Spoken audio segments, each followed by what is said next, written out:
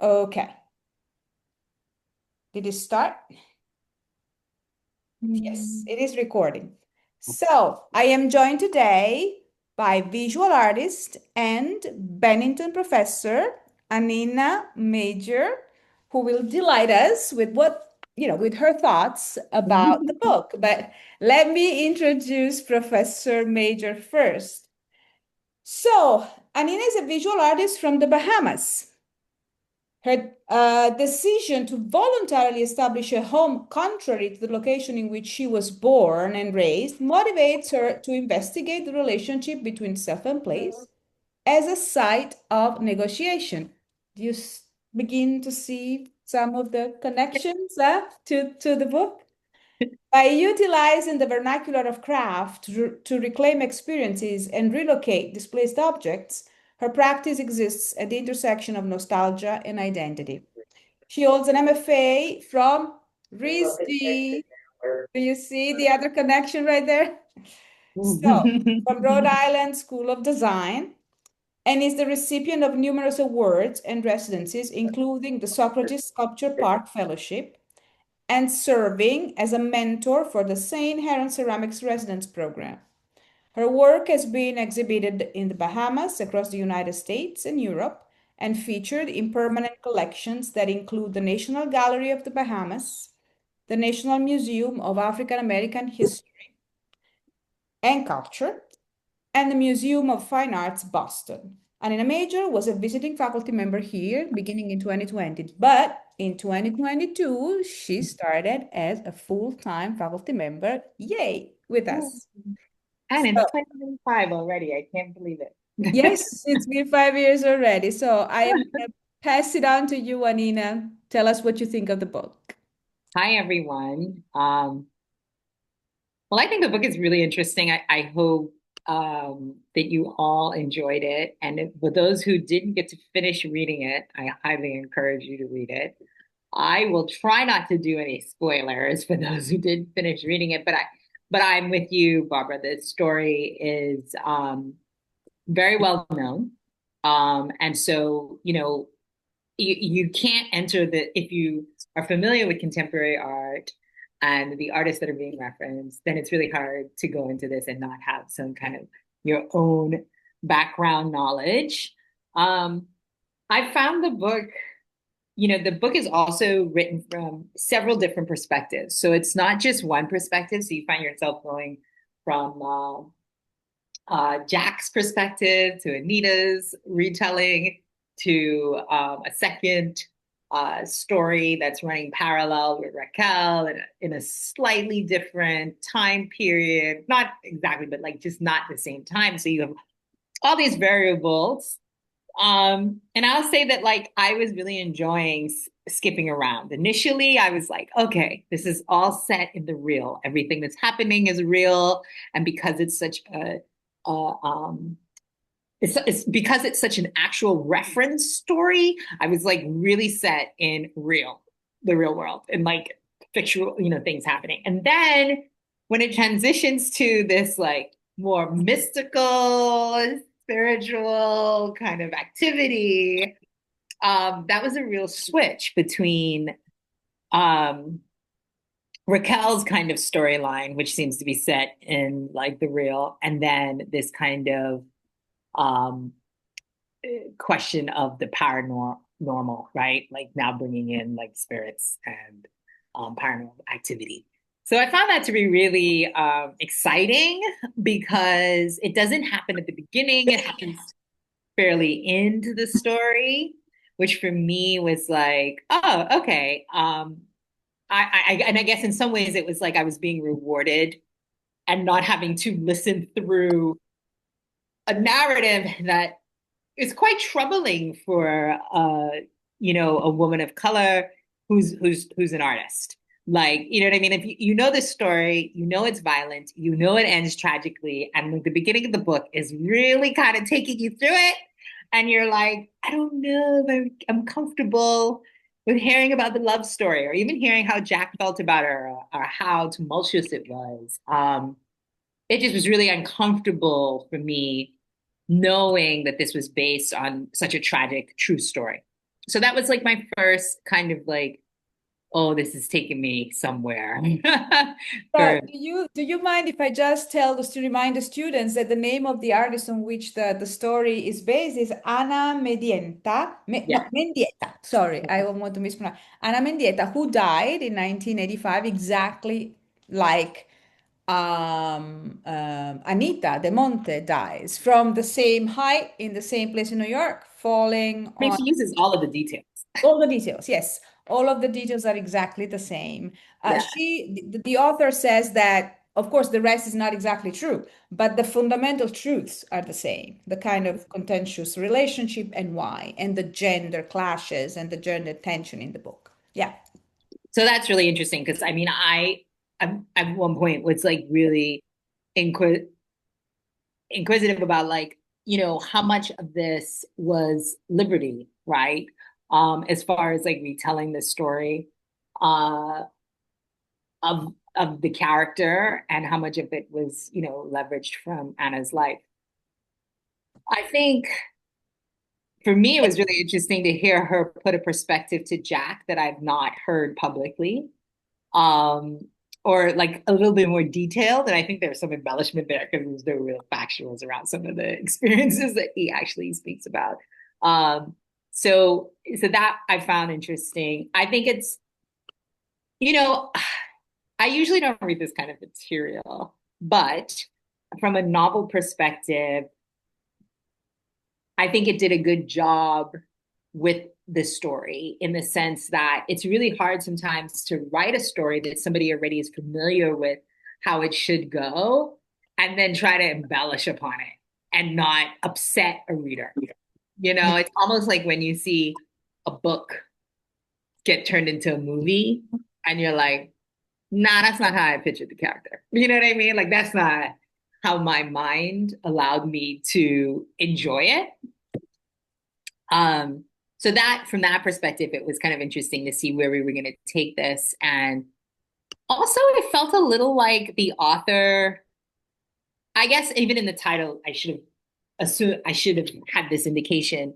But the author, I think, for me, felt like she took delight and pleasure in writing the parts that were a little vindictive. Like it was just like, go for the jugular. Like it's the way that it was written felt so passionate to me. Whereas other parts kind of read like, oh, okay. And he did this. But like the idea of like, I'm going to dial into this image and this story even more was interesting. And what else? Oh, I did enjoy the parallel to the two stories because I feel at least the parts where it intersected. So there was a part where it intersected where Raquel learns of Anita's work, right? And it's because she's studying Jack's work. And she's like, how in the world did I go through school for all these years learning art history and not hear anything about this man's personal history? Like, not a thing. I mean, it's kind of funny because I think about that incident in today's times, and I'm like, could that really happen with social media present? I don't know. But I think it does happen in many ways, right? I think a lot of histories are rewritten. Mhm. And I found it interesting how, the author just kind of allowed us to see how, like, yeah, you might know this story. Um, and you might think you know how that story impacts other aspects of the industry or even just our understanding of like gender or equality within the workplace, and then show how it just seeps its way into a current time and have Mhm. like a real like consequence behind it. um So there are ways in which basically history cannot be hidden but rewritten, right? And yeah, for still, sure, for and sure. still knowledge can be sort of deviated from what one thinks is the truth, the truth. Yeah. So yeah, that was really interesting, like seeing those crossovers. And then even on like a personal note, writing a character, feeling like she was in a similar relationship to Anita, the artist, like in a similar tumultuous class difference relationship, cultural clash situation that in some ways was violent as well, right? But it wasn't physical. Like, so maybe it wasn't as much of aggression and so forth, Mhm. but some underlying like similarities. And the questions that came up in my head was, if the story, the full story was told about Jack, the artist, Mhm. right? Would Raquel be in a relationship with Nick? Hmm. Mm. Like, would she have ever made it to that relationship? Right? Like, because she would have learned about the tumultuous relationship with Anita and Jack. Right. And I wonder if it would have caused her to be reflective of maybe decisions she would have made about just even who she is hung Right. out with, or even the way she valued herself. So that was a part of this that I also think came up as a theme Mm-hmm. is like the value that you're developing with yourself. I love that this book was set kind of like in the same time period or stage of life as everybody on this call, right? Like everybody's going off to college. Right. You're now pretty much going to establish who you are, how you value yourself outside of an environment you may or may not be familiar with. You're going to clash with people who you think you like or you think you don't like, or culturally you're different. And then what happens? Like, what then happens to your understanding of your own self within that environment? Because up until this point, right, like, same with uh, Anita, she knew life a certain way until she was adopted, ended up in Ohio, Hmm. right? Kyle knew life a certain way. Everything else was kind of like, periphery. We're looking outside of the glass. And now you are like every day inundated with a different environment, a different group of people. They think completely different, or maybe they think similar, but it's really different, or they think differently, but it's really the same. So there's all these like moments where I think it's really just trial and error. And to see that like play out in this book, I found Mm-hmm. really fascinating. And then all of the emotions tied with that, right? Because whatever your authoritative figure is, and this is what resonated for me too, Yeah. whatever your authoritative figure is when you leave to go to college, Mm-hmm. as much as you're like, listen, I got this. I know what my life is like. I know what it would be. I know what I am, blah, blah, blah.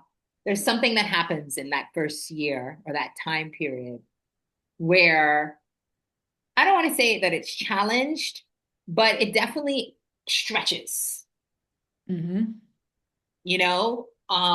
because your world all of a sudden becomes a lot bigger than it was. It could have been big before, but now it's even bigger, and you have no control over all those forces. And so, the same way you don't have control over all those forces is the same way you don't know how emotionally you will react, Mm-hmm. right? Like you don't even know where you're coming or you're going, but you're going. You're like focused in some way. So yeah, I really enjoyed the book. Those are my kind of like Yeah. takeaways. Uh, Staying on that note, right? So, do you think that the idea of the Pygmalion, right? So this male figure, because it's always been a male figure in literature, in film, in the collective imagery, right? Do you think it still exists today? Like, do you see as a student, have you seen students worshiping their art professor to an extent that it would cause a revolution in their lives? What do you think it still happens? yeah, of course. That's okay. Yeah, of course. I think so. One of the things that I want Yeah. to be like, I think that it's important to consider it's not so much like, is this still happening? I think it is. I Hmm. mean, like, you can't help it. Like, um, if you what I would love to, and I catch myself teaching, like saying to myself, like, we have to uncondition this. is that just because something is absent doesn't mean it doesn't exist. Mm-hmm. And just because there is a lot of volume saying that something is a particular way doesn't mean that it's that way. Like it is really hard to kind of contradict yourself in that way. You know what I mean? Like, but um it's part of the thinking part of it. So like, Raquel said, how in the world did I go through all these years of school? And they did a whole course on this minimalism Yeah. and talked like a whole section on this man, his upbringing in this town in Massachusetts, to all these things, and never mentioned these other things. And I think, yes, there is an element of that that left it out, that like just erased it. But there was also an element of historically, we trust everything we read. Uh-huh. I don't know if that's still true because you see that deteriorating with the social media where we don't trust everything we read. But there is this precedent set from the past that things that we read are kind of comprehensive and include all the details and in some way fact and true. Mm-hmm. And I think the age that we live in now, we should question, not question because we're on a mission to say, aha, Yeah. but just question to reaffirm what we understand we're comprehending from what we're taking in, right? Just it's just a simple question like, am I Yeah. sure I believe that? Or am I sure that's to be true? Mm-hmm. Um, I think that's where we are today Yeah. with everything and Right. all the access to information that we have, which is a little after the time that this book is set, Right. right? It's a little dated Right. after that. But if I was to talk about it in relation to today, I would say that, long gone are the days where it's like how the book is, where it's just like, oh, so and so is friends with so and so. So that's like the only way that I can do this. Mm-hmm. Well, even the concept of making friends is different nowadays from this book. Oh And yeah. so the concept of networking is different.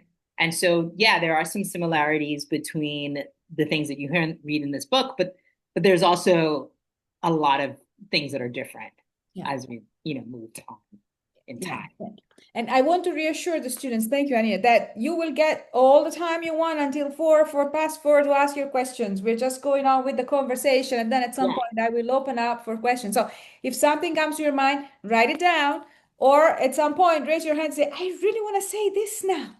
And I will certainly let you speak. Okay. So and I had this other question. At some point, Raquel's boyfriend, Nick, mentions Bennington, right? Because Raquel is trying to explain to Nick what privilege is from the perspective of looking at your future. He's trying to tell him, you already knew you would go to this school, referring to Brown. And Nick says, well, I thought I would go to Bennington, but yes, my father has attended Brown. So Bennington is mentioned as a place of some sort of privilege. And we know it is not the same nowadays, or we hope it is not the same, not in that sense. But it is still a school that is unique, right? So Mhm. if you had to decide where privilege in some way is here in our environment, what would it be made of? You know, what is the special thing about this place? Is that for me or for everyone else? I mean, I think that Bennington, there are a few things that are a privilege. I think the class size is definitely a privilege. Mhm. Your ability to uh, the relationships that you are able to develop because of the class size with faculty is a privilege. Mhm. I think the ability to craft your own academic path with the plan is Mhm. definitely a privilege. Even though it's challenging, it is definitely a privilege. Um, and then being all the way out here, like it's beautiful. It's Campus is beautiful. amazing. I'm on campus now. Like, Right? it's nice in that regard. Now, I did not just say it was perfect, Hmm. but I will say that these are what I would say are privileges when you consider, or benefits, when Hmm. you consider all of the things um, that are associated with, just going to college or the different type of environments that you can receive collegiate education. Yeah. To me, those are very distinctive characteristics of Bennington that comes from a place of privilege and um, opportunity. Yeah. Thank you. So Yeah. just one more question and then we'll open it up. As a woman artist, right? And a woman of color, so living at the intersection of several realities, right? Also somebody who's coming from a different place in the world, so not a US born artist. Mm-hmm. How have things changed since Raquel's time or Anita's time for people as you like yourself? So intersecting all these identities. Yeah, I think, well, I don't know. That's a tough question because I think visibility has become easier. Hmm. Um, but on the same note, I think that some of the challenges still exist, Yeah. right? Like I think visibility has become a little easier because we have more platforms. But I think when we talk about, you know, a wider understanding of non-Western Canyon work, we still struggle to kind of push beyond that conceptually. Hmm. I think that one of the challenges that I had, well, not challenges, but one of the things that I had to come to terms with when I was kind of considering the kind of art I wanted to make was having agency over how much of this is education and how much of this is actually talking about the creativity, right? If you have to explain to someone, if you, so if there are any artists in the room or anything that deals with anything creative that is non-American or non-Western culture, right? Hmm. Like the question of how much time do we spend um, educating before we can get to the actual content. Mm. And I think that there's always going to be that because we're still catching up. We're still trying to expand. There is going to be an element of education, but the pressure to do so, I think, as artists or creatives, there has to be more agency on how much of that you want to give, because it is a gift Hmm. for you to understand the work just as simply as, like, for example, I love Bad Bunny for doing his residency, right? Hmm. And saying, like, dude, I'm going to answer these questions in Spanish. Like, if you're from Puerto Rico, you can't go. Like, I just love the agency that he took with that because it was like, I don't need to make my art easily consumable for you Hmm. for validation on how Hmm. good it is, Hmm. right? It's good because I put my heart and soul into it. And the people who are receiving it, who already have the knowledge, understand. But it's not on me to educate you to get to the goodness. You have to play a role in educating yourself to get to the goodness. Now, if he felt like educating one day, great. But if he didn't, that doesn't make the work any less great. It just means that you have some work to do. Right. That kind of dynamic is what I'm talking about, where Yeah. I love this. I feel like even though there's still a lot more work to do as far as like expanding our understanding and diversing and being more inclusive, I do think that there's a level of agency because we have more platforms for visibility and Hmm. expression, that that agency of, oh, I don't have to spend my whole crit talking about why I thought this was necessary to do this to justify that work. I could just do the work, Okay, you good. know? Mhm. Yeah. Thank you. Thank you so much. So I do have another question, but I'll open it up. I'll open it up for the students now. And then if I have time, I'll ask my question, my last question. So who is ready with a question for Professor Major? Raise your hand so I can see you. Oh, there's Ashton. And okay, let's start with Ashton. Okay, hello. Um, Hi. so I had a question about what you were just talking about in relation to the idea of like whether or not, or just in relation to how educating in relation to artworks. Um, so you said that you think it's not necessarily the responsibility of the artist to educate people and allow them to understand the their art. But when it comes to like kind of understanding another culture or art from a different cultural perspective, do you how would you say people can like learn to understand an art without the help of the artist or So, people in that culture? yeah. So I'm not saying like the artist isn't responsible for some sharing, right? Like, but they're sharing the work. Hmm. And there's a difference between sharing the work that they did versus giving you a whole history of why that work had to be made. Okay, okay. So you just meant like they don't have to like explain everything about it. Yeah, they don't. Okay, okay, yeah, Yeah.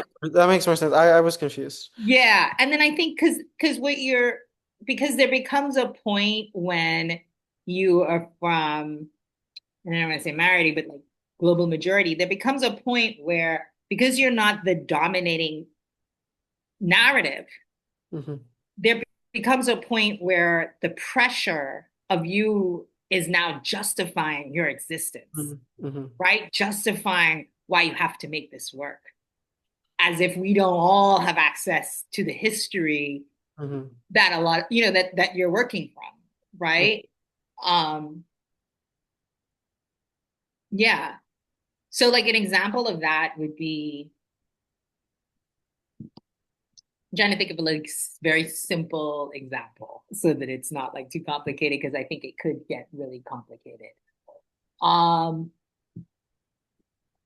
oh, I think a really simple example of that that's not like art related is like when you go to a foreign country Hmm. and they're not speaking English and you speak English and you walk in there and you go, okay, I I I have to make an effort in some way to know their language to communicate because I'm actually here in their country, right? But at the end of the day, they're living their lives every day, going and coming. Is it their responsibility to make sure that because you came to visit, you are able to go to dinner with your friends or get on the right subway train? Now, if you ask for assistance, yes, they will respond, let you know, whatever. But is it their responsibility as citizens to meet you at the airport and go, I know you don't speak French, but let me make sure that everything, like there has to be some, I guess, engagement from me, from the viewer that's committed and not, just lazy, especially when we know that historically people of color are always doing this emotional labor. At Yeah. what point do we say, well, we know they always doing that, like they're not obligated to do that in this case because you can do it. You can also do it. Yeah. And I just want to make it clear that I wasn't suggesting that it Oh is the no. responsibility of people. I was more just wondering your thoughts on I guess kind of the interplay between both the culture that the art is coming from and also Yeah. and the people that are not a part of that culture that are consuming that art and Right. like the way that they communicate and interact, I guess. Yeah. That's where what I was talking about. Yeah. Yeah. Right. Thank you. No, thank you. That was a good question.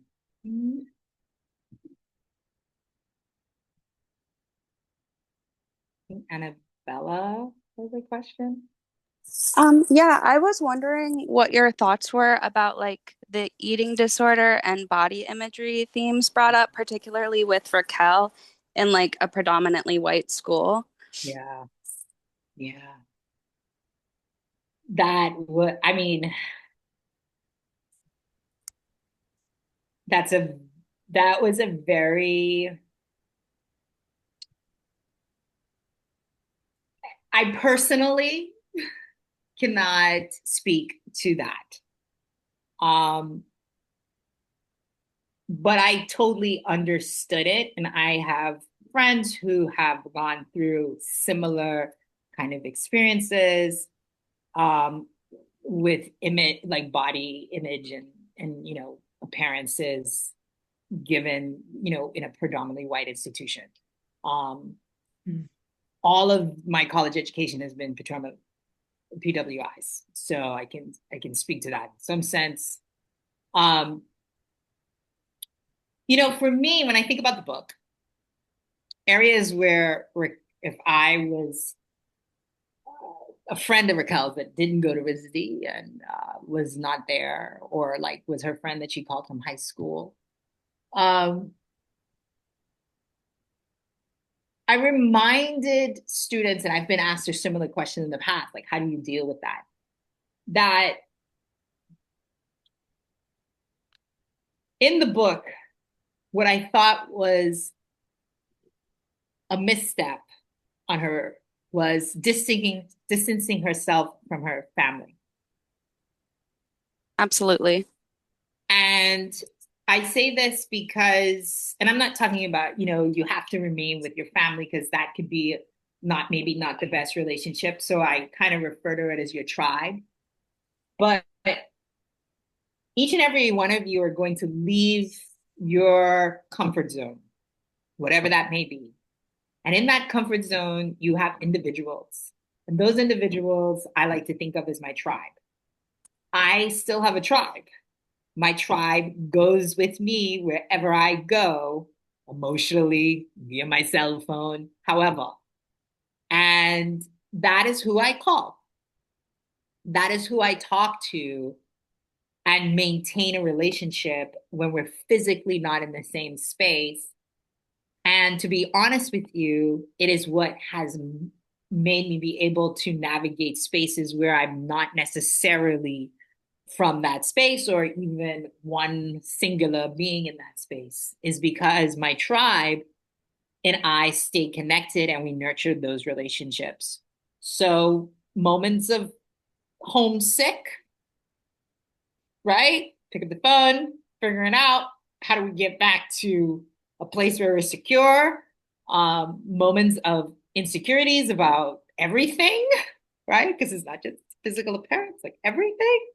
My tribe is there, and we do that for each other. And so, to me, in the book, some of the things that Raquel goes through, I think that everybody has to go through, like to a certain extent, like figuring out life and relationships and even what does it mean to love or be loved. There were some parts where she was just like, but he loves me. And I was like, okay, but do you like him or do you only like him because he like you? Like, it's just so many questions that, I follow up and have it on that. But again, you have to go through that to understand that that's the question, right? It's not just that he likes you.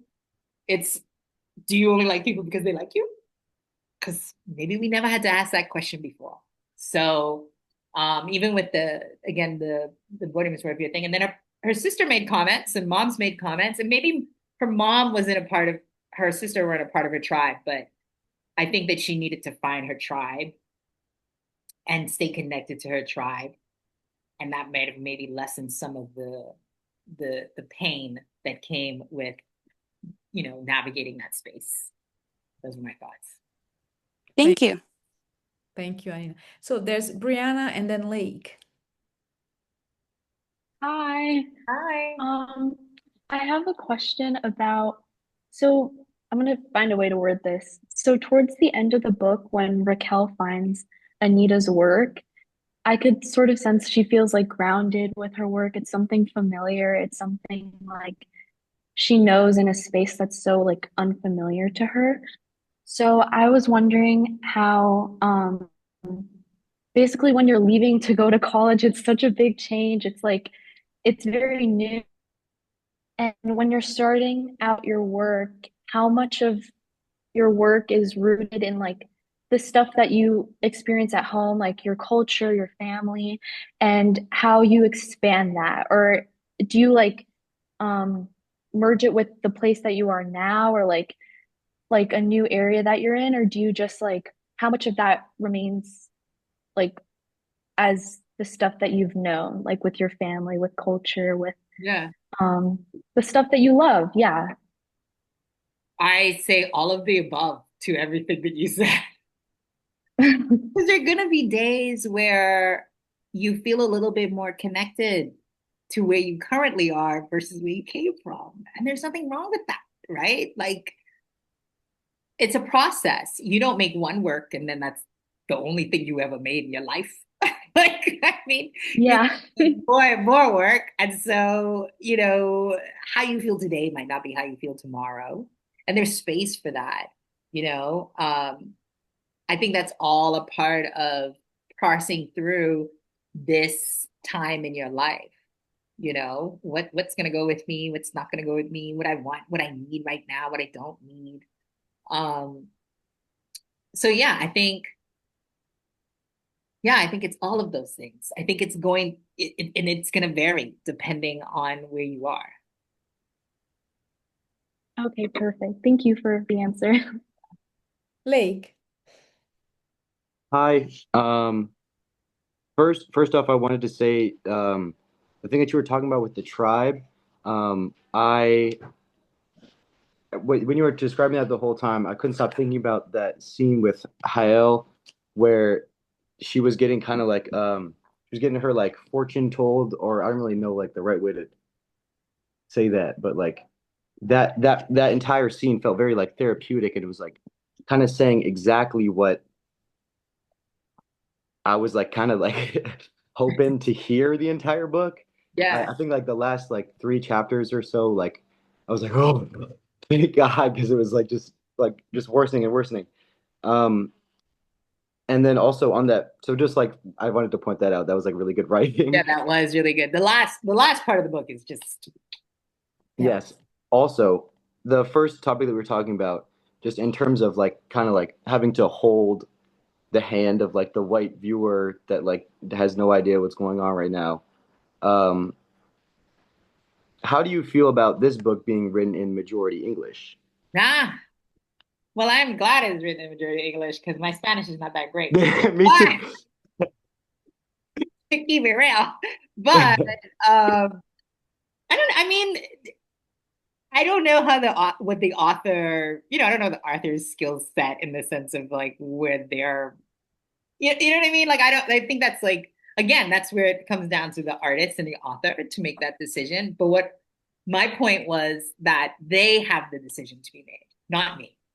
I don't tell them what to write the book in. They decide what they're going to write the book in. If she chooses to write in English, then thank you. I benefit from that. If she chooses to write in Spanish, then maybe I need to work a little harder. But the decision of that move is on her, right?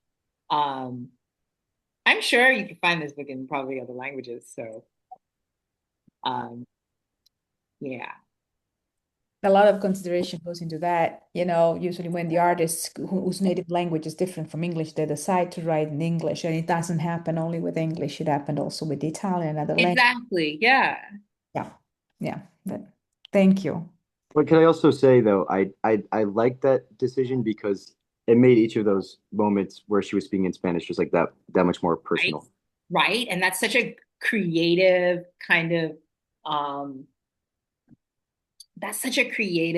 gesture in itself, right? To like switch. I have friends who write poetry and sometimes they go back and forth between patois and English. And it's like the decision to then switch for the reader to there's something about that when you have to like switch brain for a second. That could be a really nice moment of transition or pause or Yeah. change of tone, pace. Yeah. Or you have people making a completely different decision, like Jhumpa Lahiri forgetting English native speaker, and then she writes in Italian after having lived in Italy for a couple of years, a few years, and she said, "No, I'm not going to speak English or think in English or anything," and writes her first novel in Italian. That And was. all languages aren't equal. Let's be clear. All languages aren't equal, and some things just sound beautiful and go with the point. And just Yeah, yeah, yeah. yeah. I feel like it's all like a part of getting across the feeling and the message and Right. part of the story, the narrative. Part of the Thank you. artistic choice, yeah. Yeah. Thank you. Okay, so thank you. Like Natalie, then Sam, and then Hazel, and JC, or Jace, you'll tell me. Hello. One part about the book that I found particularly interesting was how Anita's artwork kind of generated value. Like after she died, we found out that she had the ability to kind of turn into this bat if her art was viewed enough or if it was sold.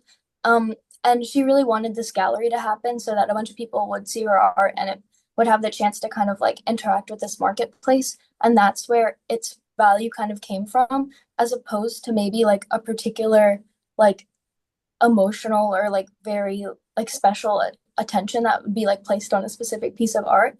And I was really interested in this kind of like specific like argument being made about like where art's value comes from and how it kind of like varied between artists that were artists that were characters in the book.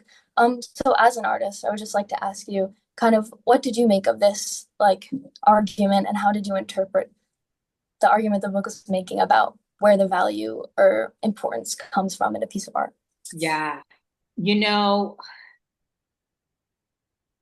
this is like a running conversation. I don't think it'll ever change when we talk about the art market and we talk about value and where it comes from. Um,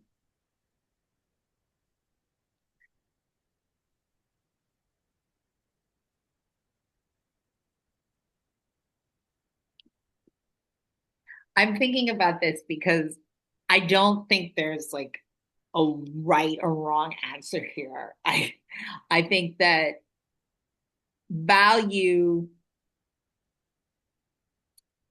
has so many factors in it, and you could probably spend your life just trying to assess value, which I think some people do for real estate. You know what I mean? Like you could spend your life trying to figure out the factors of value and how to assess value. And I'll be honest with you, sometimes I'm like, I don't agree with the way that something has been a value has been assessed on an item or even a thing. And sometimes I'll be like, that was completely undervalued. So specifically when it comes to art, as an artist, I have chosen not to enter that conversation um, beyond what I value my work at. And think that's very personal in the sense of like for example, I have pieces that I will never sell. I value them way too much. I value them so much that I've like photographed them and I saved them and nobody knows they exist except for me and maybe one or two people, right? I value that work beyond anything for what it has taught me, what it means for me in my practice, and what it symbolizes, right? And I'm pretty sure somebody could come along and give that a money value, and I would not agree. So for me, value is one that's really, really complicated and can be ambiguous and vague and sometimes can be comical. So I try to, as an artist, stay focused on what my task in the ecosystem is, and I take that as making the work. So in reading the book, it was really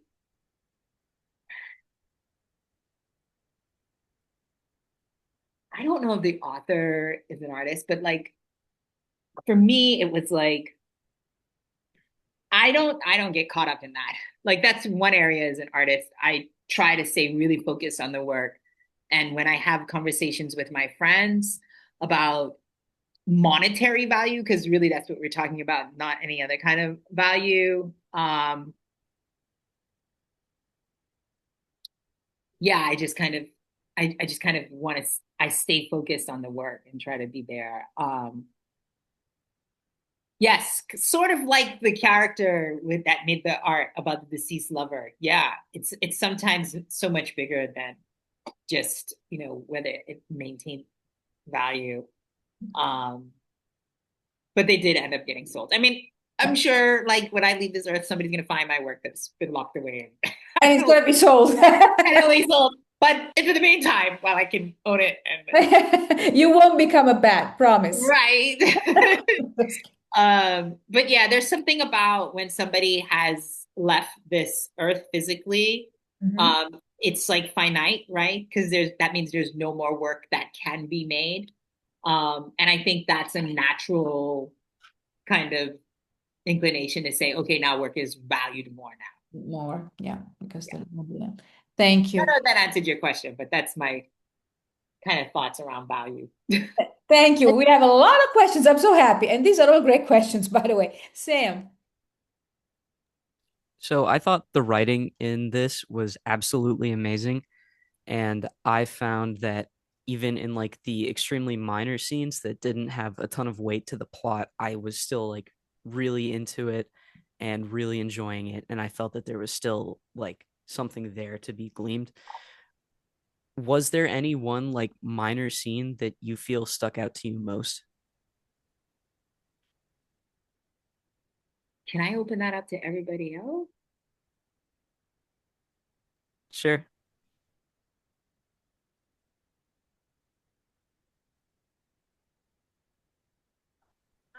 Was there like a minor scene, like a small moment that kind of like resonated? I think for me, kind of when Nick bought her that dress, like it was just kind of like a minor thing, but I think it was so illustrative of his overall desire for control over Raquel and the fact that he thought he was adding like value to her life by giving her gifts that were worth a lot of money, but only in his preference and what he desired her to look like. Mm. For me, a scene that stood out was really kind of how Raquel interacted with her friends and people she knew at the radio station. And like you were saying earlier about her tribe, like that kind of feeling and how different it was from when she was like happy with Nick, but like she didn't actually seem all that comfortable. I think that stood out to me a lot. Yeah. She was definitely different when she was in the radio station, yeah. I really like the scene when she finally confronts her professor about like why he didn't talk about Anita in like his lectures Mhm. at the end of the novel. I found that to be interesting. Yeah. The email too. The email was so formal. The email she writes to John Temple. So anyway. Okay, I think we will have time to talk about our favorite scenes. Yeah, even when we talk about the book during the semester at some point in October, we will have a guest. I don't know who yet, but we will. So I want to continue with the questions. Hazel. Yeah, so when I was reading it, I always found it really fascinating to read the chapters from Jack's perspective because he seems to so easily justify the really important things that he's doing, especially to Anita. And he's always describing her as this like little bird that needs his protection, which I found to be like a really like very condescending way to speak about her, especially since we have her perspective as well, and she's clearly such this like big personality.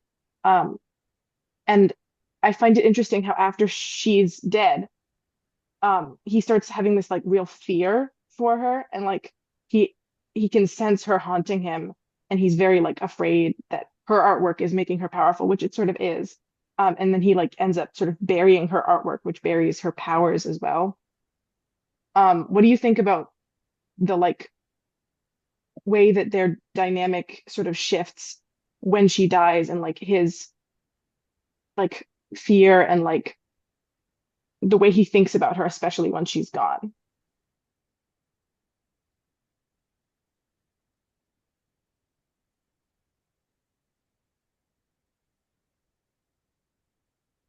The character, Yeah, he's not well. well, definitely no. He's not well from when she was alive, all through the courtship. You know what I mean? Like it just. Hmm. I guess in both of the stories, for me personally, I kept thinking about how each one of them, Anita, Raquel, had had doubts and did not listen to their like intuition. And like that was like really troubling for me to learn about how like in each one of those relationships as they developed, because there was doubt in each one of these scenarios, but then there was such hesitancy to follow through with it. And there were a lot of women characters in this book. That the other, what's her name? Uh, who was calling the galleries, who was just like, I know this is wrong, but I have to do it. And it's just like, no, you don't. Like, I mean, it's just like, Really. I really struggled with their agency and when it appeared and when it didn't appear in the book. That was kind of one of the things where I was like, these characters, I wanted them to follow through. So I don't know, as to your question, how I feel about Jack with after she passed, and I feel like they're the same emotions he was having when she was alive. Like he was afraid of her work when she was alive, which is why he implemented the behavior that he did when she was alive. It was no different to me now that she was dead. Yeah. He was just continuing. And as much as he, in the chapters that were written from his perspective to try and make it seem like, oh, this was a moment and it shifted him in some way. No, it didn't. You were still driving yourself crazy when she was alive. She just helping you get there a little quicker as a bat. Not that she's dead. But the same kind of like, to me, it was like the same kind of, his character stayed pretty consistent. Right, and there's something to say for, you have a body, you have power embodied, and you can control, sort of, you Yeah, think you can control the body, right? yeah, Once the body's not there anymore and the power is living now, so her works are now being seen, etc., you yeah, just flip out. yeah. Jack just flips out. And he was gonna flip out anyway, because the reality is if she was still alive, she was still gonna be making work and she still was gonna keep going on with her career. He's gonna flip out then. He just keep flipping out. Like it was just a keep flipping out situation. Like, okay, now Jackie flipping again. Yeah. The problem is that, well, for me, with Jack's character was like he was leading to his own insanity. And he really didn't have to do much, eh? He was gonna get there regardless. Yeah. In my opinion. Yeah. Yeah. Thank you. Do we have Jace now? Yeah, and it is Jace. You got it right. Jace. So earlier you talked a little bit about like choosing to write the story in English as opposed to like Spanish or a different language, which I thought was really interesting because it kind of ties back to that point of like the narrative and visibility of like we often overlook like artists of colors and their stories tend to get kind of forgotten through history. And I wonder almost if like the choice to write this story in English is to give a voice to this narrative because it'll tell a story to a greater audience, right? The audience being primarily English speakers, as opposed to like Spanish speakers, because Spanish speakers already know kind Yeah. of the stories of their people and like the stories that like happen so often, as opposed to English speakers where like you're not as familiar with it. And so it's a way to kind of give voice and to share that like story to a greater audience.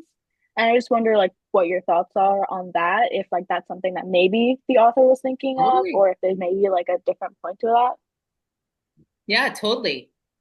When you're making art, right? Whether it's music, visual art, or writing, any kind of creative expression, it's not just what you're doing. It's also your intent behind it. What's its purpose?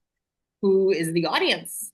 And like you said, if most of Latin speaking countries understand this artist already, revere them, then is there an opportunity to expand that by doing it in English? Every gesture makes an impact, right? So the gesture of writing this in English makes a different kind of impact. I think good creative people consider that with their work. When they consider how they're going to do something, they consider how that's received and the impact. And they're not callous with that. It's very intentful. So yes, I think that could be a reason. Thank you. I was also checking what language she actually grew up in, right? And I think that English, English was it. So she is a staff writer at The Atlantic. Um, she has graduated from Brown herself. So I think that all of this, right? Probably she's more, who knows? Well, we should ask if she's more comfortable writing in English. Who knows? That might be part of it too, you know. Yeah. Thank you, Henry. Um, well, my question is like in the book, you get the perspectives of Anita, Raquel, and Jack. And I guess my question would be like, why do you think the author chose to put in Jack's perspective but not Nick's as the sort of parallel? Like, why was his point of view more important to show than Nick's? Because obviously Anita's and Raquel's are central, but Yeah. that struck me as weird. Yeah, I was dying for more Nick feedback. But perspective. But I guess there's only but so much you could write, or so much you can balance out the book before it becomes long. I think that'd be a question for the author because I'm curious about that too. I did have moments where I really wanted to get Nick's perspective in regards to what was going on. Yeah.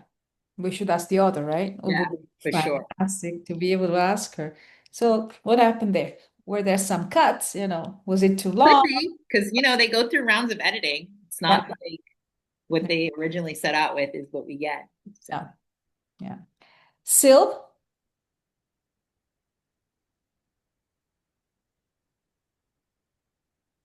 you are muted.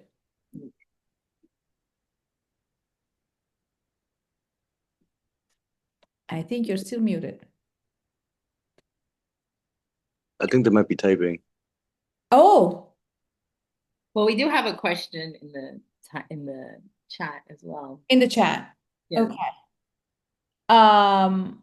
In the early part of the book, we see Raquel losing her confidence from high school, transforming her from being heavily confident, expressing any opinions she had, to analyzing every possible factor relating to that opinion, ultimately preventing her from fully expressing herself in Brown. So, what is does the struggle to fit in have a direct impact in the creativity of artists in the long run? Trying to fit in. Sorry. Do Yeah. artists I mean, go ahead? Just the problem that artists have. I think we all have moments where we're just like, we don't really fit in. Sorry. I don't know if it impacts you in the long run, but it does impact you. And I think that working through that is how to prevent it from being a long run circumstance, right? Trying to fit in, do artists forget to express their unique energy in their artwork to real in the casual observer? I mean, that's a decision that you as an artist have to make, right? Like, And we all make different decisions for different reasons at different points in our lives. You don't stay the same through life. You change. So to answer a question like that, I'm hesitant to say like, oh yeah, you should never do that. Yeah, it would be nice to not have to do that ever. But there could be circumstances where you may have to. So what I say is like being aware of when you are making those kind of compromises, right? Like for your art. Being aware of those compromises, and being okay with those. Yeah, I mean, what is art if it lacks the soul to pull others into a different world? And not everybody describes art the same. So, what I might think is not the best art might be life-saving for another. And who am I to deny them? So, I just think being open to that, but when you think about it personally for yourself, um, allowing yourself to be honest with yourself about the kind of work you want to make and why you're making it is what's key. Yeah. Right? That's how I would kind of answer that question. Thank you. Thank you. Lauren.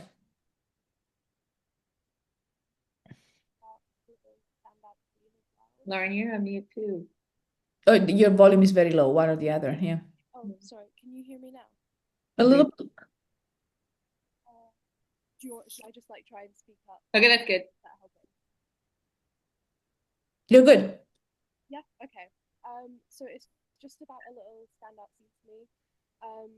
It's when like Jack pulls Anita over and is like, tell us about, when your dad was in prison for 15 years, and he sort of wants to show this off to his friends. And I just really felt like he sort of uses Anita as like a trophy wife, and also the fact that she's Cuban as like a sort of fun fact to share around. And I don't know if he actually like understands like her culture and her heritage. I feel it's just something for him to like pass off as a reason why he's maybe like more diverse, because he's got this Cuban girlfriend, but he doesn't actually understand her properly, and he's actually embarrassed when she like speaks in Spanish and stuff. And I was just wondering what your thoughts are around that. Lauren, wait a minute. Let me see if anything. Could you catch the question, Anina? Oh, Lauren, I'm so sorry. I couldn't catch a lot of that. So maybe if you only come closer to the microphone, Lauren, let's see if that works. And if it doesn't, maybe you can type some of it. Is this better? So I'm really sorry about this. No, it's the volume is really low. It's the Yeah, volume we of your barely hear you. microphone. I'll type. Can anybody else hear her louder? No, she'll type it. She'll type. While you type the question, I am going to see if Max wants to answer his question, I hope, or her. I don't know. Max, what is your question?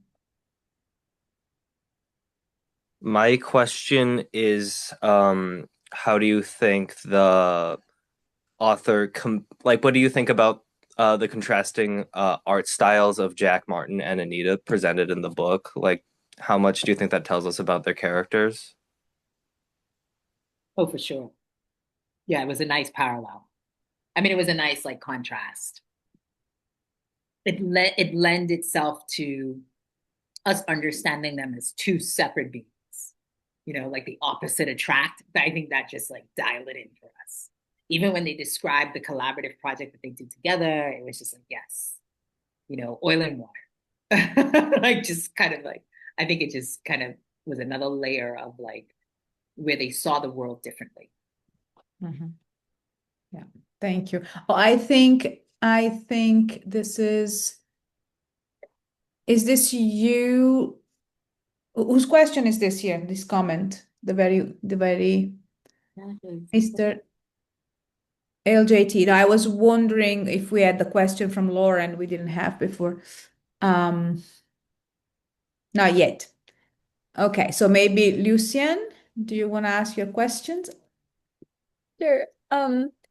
So I really enjoyed this book. I really enjoyed reading about both parallel storylines. And I didn't realize until after that Anita's character was based off of a real person. And when I found that out, I also found a lot of discourse of like, is the author doing the very thing that she's saying not to do, is like, burying these people by not, because I also read in the first edition she didn't even mention Anna's name. So I was just wondering your thoughts on that.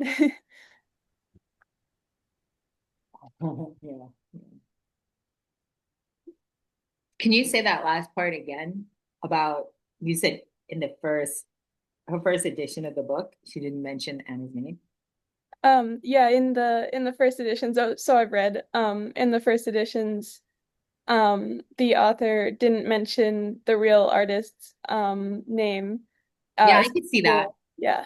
I mean, this was pretty, I mean, for something that happened in the 80s, this is still pretty hot, This is a pretty still hot topic. Like, how many 80s stories, we still talking about so heatedly? Like, I'm trying to think, you know what I mean? Like, there's very few that you're like still talking about that. And I think the person, Jack, who was the Jack person, uh, passed away recently too. So like that just conjured up more. That was, I think Carl. Oh, Yeah. Carl. wait, I have it here. Carl Andre. I think he passed away just recently. Uh-huh. I'll tell you the name in a minute. I have it down, but you can. Yeah, last year. Oh, Anna's husband. mm-hmm. Yeah, he passed away like last year, the beginning of last year. So it's kind of like was Carl Andre. Yeah. Yeah, it was a weird resurgence. So this is so I could understand that like the names not being mentioned because he was still practicing up until, he was still like showing and it was still something that like trailed behind him. Of course, yeah. And even with his death, there was kind of like a let's talk about this again. And then maybe 2 years ago, I forgot her name, but she did a whole podcast season where they just investigated Anna's work, like 7 episodes or something like that. So like I feel like it never really, to me, it never really went anywhere because Anna's estate, was actively still showing her work. Mm. And especially when we started to go through the pandemic and start talking about, artists of color, female artists, etc., she kept coming up. So I feel like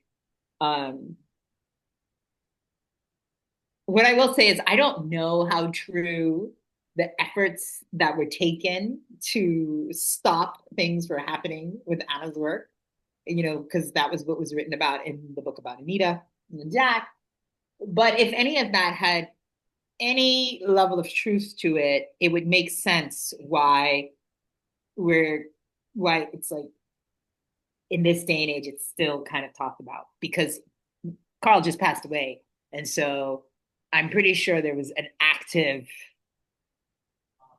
defense that showed up when Anna's would resurface, right? Like when her work would resurface and be like gathering some attention. I'm sure there was another kind of this line of defense at some point.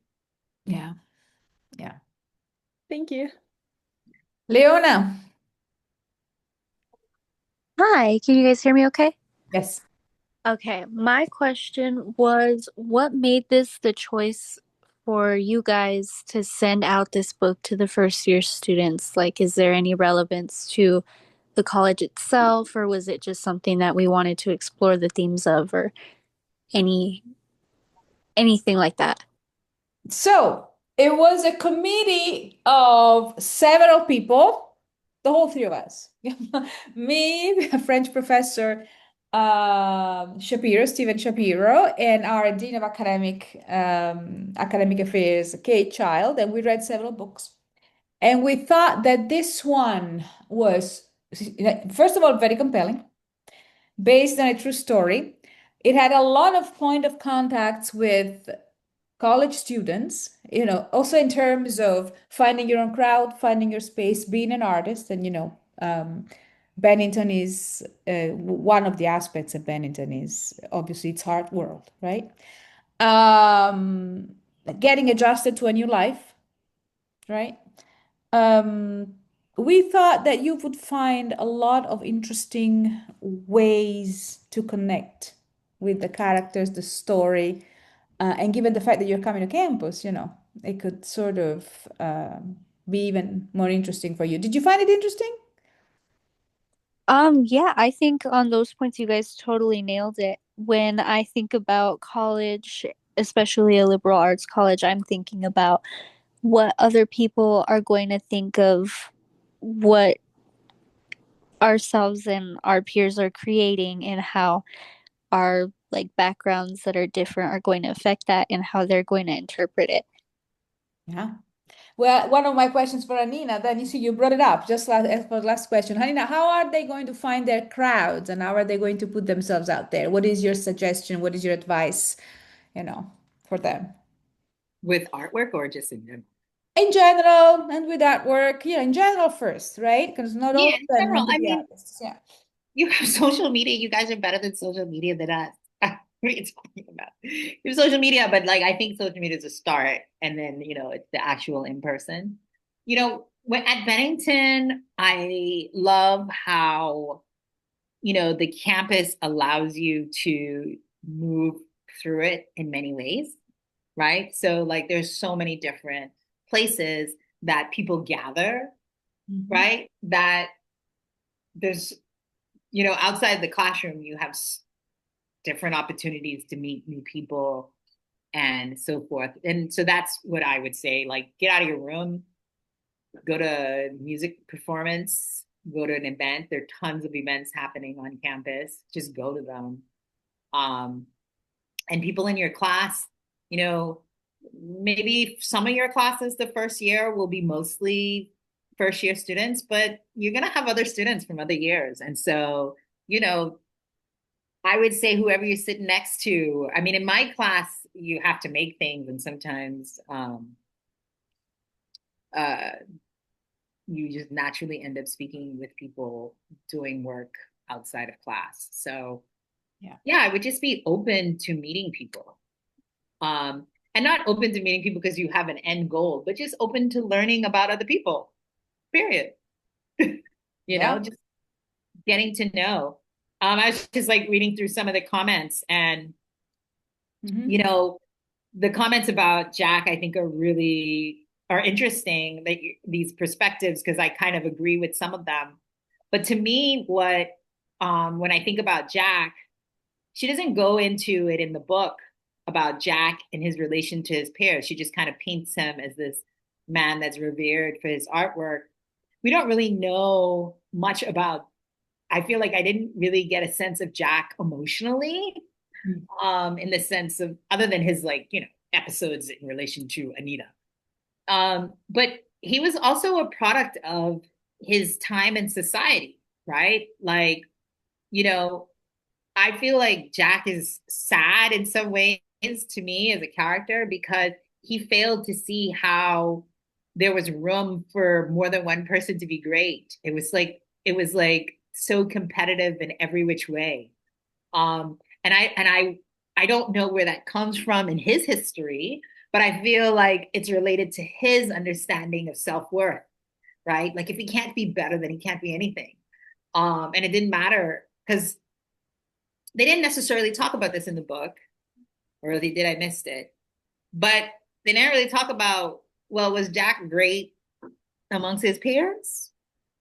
Or was he just one of the people that was getting shows? Like, but was he like the greatest amongst his peers? And what was his relationship with his peers, right? Like maybe he was like the weakest out of all of them when you think about their careers. Just putting that out there. And I only say that because the Jack equivalent, those are some of the questions that came up, right? Like, where was his career going when you did a one-to-one comparison with his peers that were doing the same kind of work? Was he as famous? Mm-hmm. Yeah. You Yeah. know, so just putting that out there about that one little thing. Yeah, in the economy of the book, you know, we see what we need to see in relationship to Raquel, but then was he really the best Right. of, you know, of the pack? Exactly. Was he the best of the pack? I also think that, you know, the questions and thoughts we have about what was included in the book and like why and why not. There are so many reasons, and I think those are great questions for the author because it could be legal reasons why this didn't go the way we would like it to go, right? Like, who knows? Maybe she did try to put, you know, the real name of some artist in there at one point, and it wasn't legally allowed or didn't get permission to do so, etc. You never know. So, Yeah. I mean, because it's clearly written in favor of one party. Of course, that party could be mentioned. Right? I'm just saying, like, of course, we can mention that party. You can mention that party. Not so much on the other side. Yeah. And a lot is tied up into that, you know? Yeah. And also, you know, what goes into a book, but most importantly, what do we leave out, right? Because writing your story, the story you have imagined, is a lot about what you leave out, what actually doesn't get into it. How do you finish your product? What do you leave up to the imagination?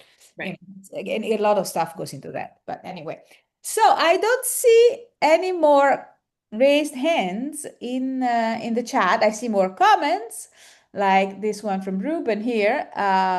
True collaboration between us can lead so much more than individuals are capable of on their own. Yeah, absolutely. That would be a nice conversation to have too. But who knows it? Oh, Raven, the last question. Are we going to take the last question from Raven? Yeah, sure.